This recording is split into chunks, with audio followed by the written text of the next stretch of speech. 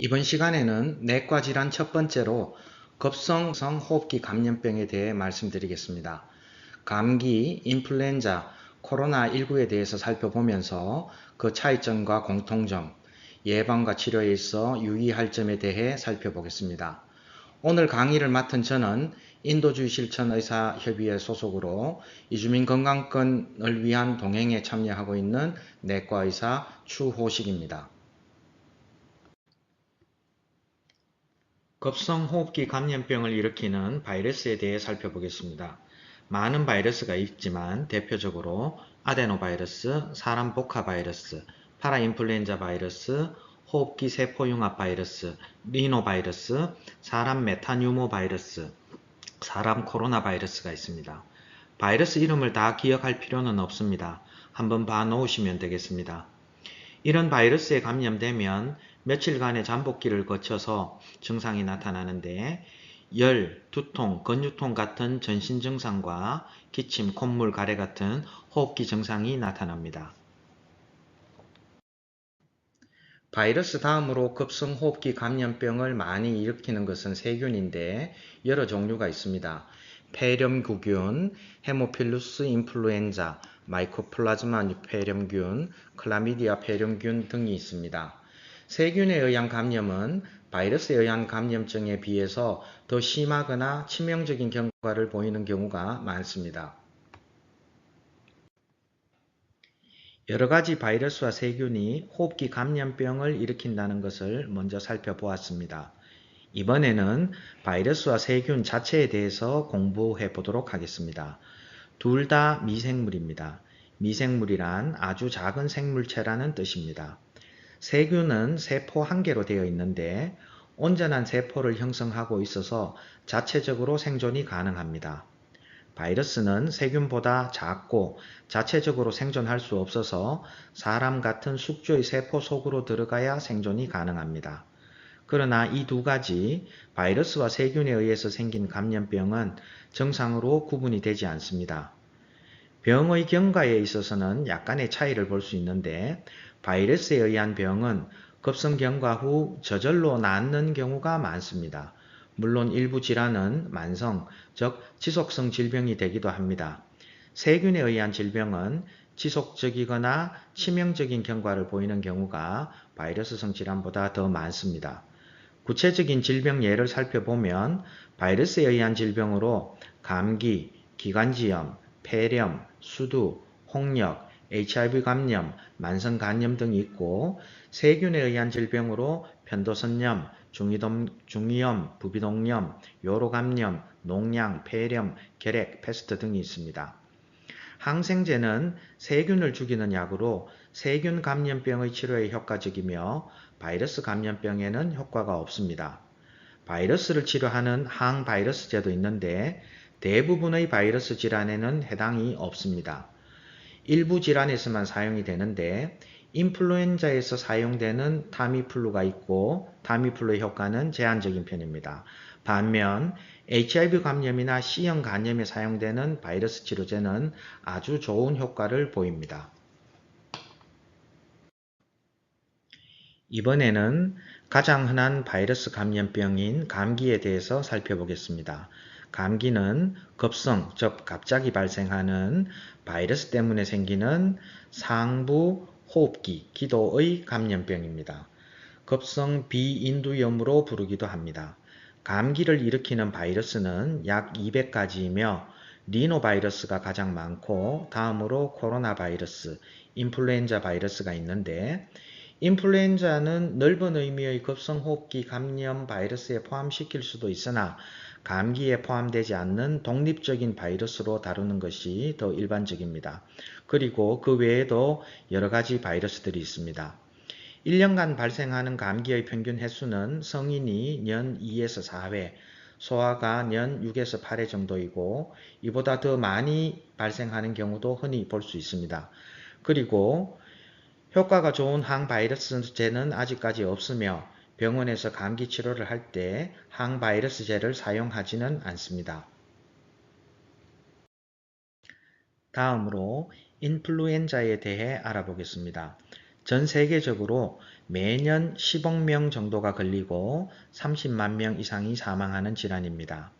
2010년부터 2020년까지 한국의 데이터를 살펴보면 연간 발생률은 0.4에서 6% 정도이며 사망률은 0.03에서 0.08% 정도입니다.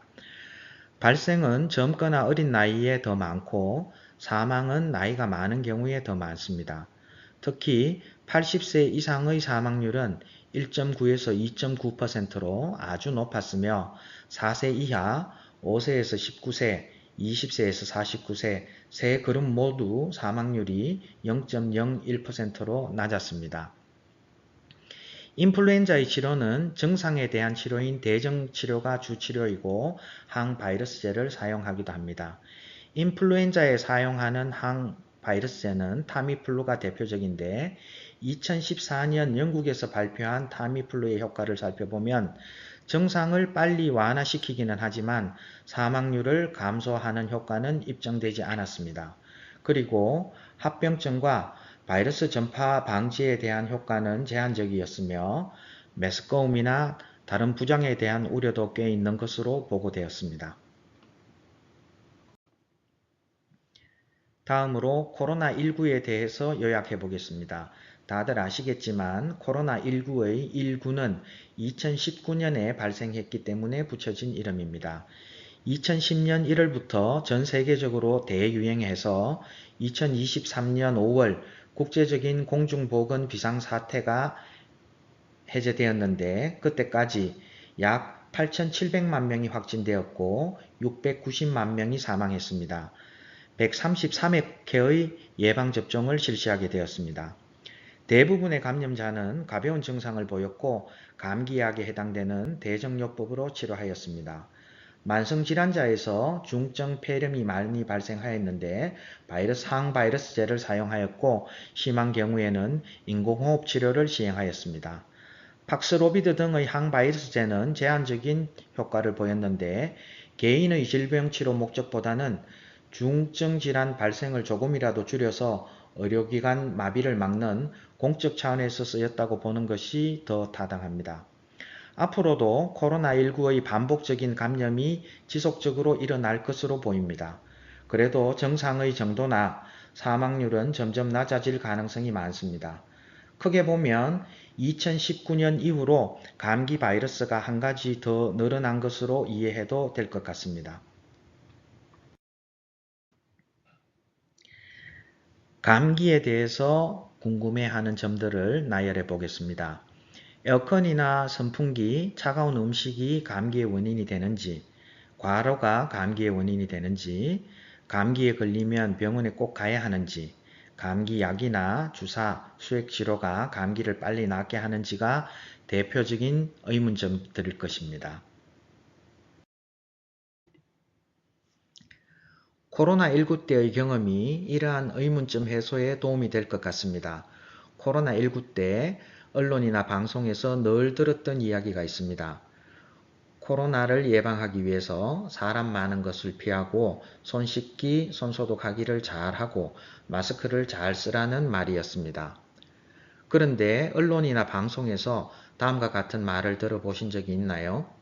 코로나19를 예방하기 위해서 몸을 따뜻하게 유지하세요. 비를 맞지 마세요. 찬물로 머리를 감지 마세요. 과로하지 마세요. 에어컨이나 선풍기를 쓰지 마세요. 한 번도 들어본 적이 없을 겁니다. 그리고 코로나19에 걸리면 자가격리를 할 때가 있었습니다. 7일 격리했는데요.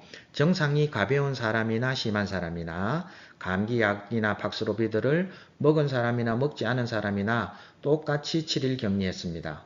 병의 기간의 차이가 없다는 뜻입니다. 물론 코로나19와 감기 그리고 인플루엔자까지 다른 바이러스이고 예방이나 치료에 있어서 조금 다른 점이 있을 수 있습니다.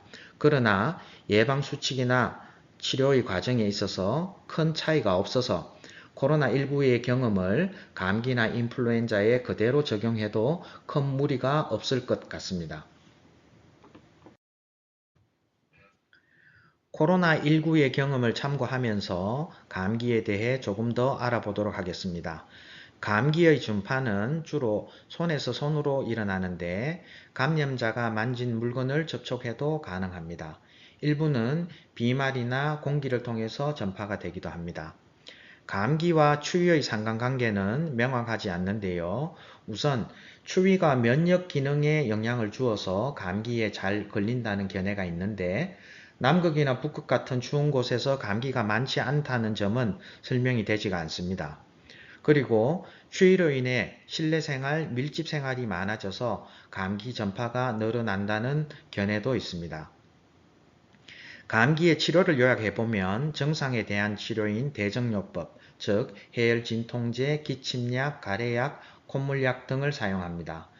그런데 이 약들은 감기를 빨리 낫게 하는 효과는 없으며 증상을 완화시키는 약입니다. 감기에 효과적인 항바이러스제는 없고 감기에는 예방주사도 없습니다.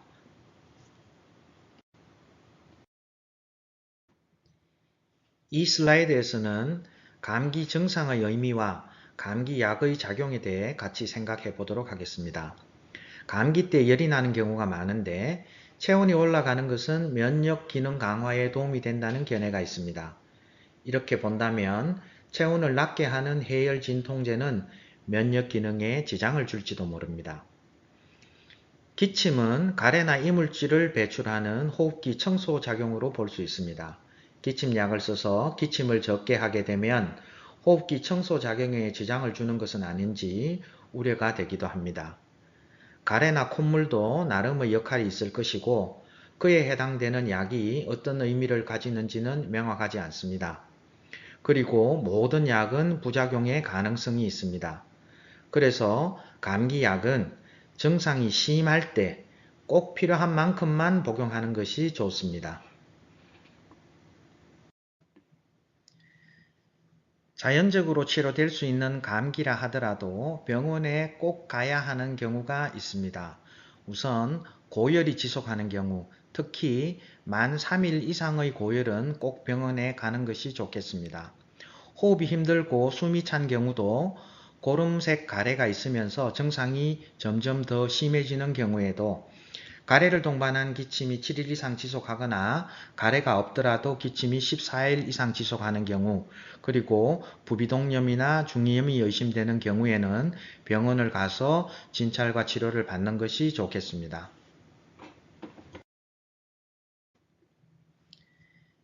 지금까지 살펴본 내용을 요약해 보겠습니다. 감기약은 증상을 완화시켜주지만 감기를 빨리 낫게 하는 치료제는 없습니다. 소아나 노인은 인플루엔자 예방접종을 하는 것이 좋겠습니다. 노인이 인플루엔자가 의심될 때는 진단검사와 치료를 적극적으로 해보는 것이 좋겠습니다. 이상으로 간략하게나마 감기를 중심으로 급성 바이러스성 호흡기 감염병에 대해서 알아보았습니다. 경청해 주셔서 감사합니다.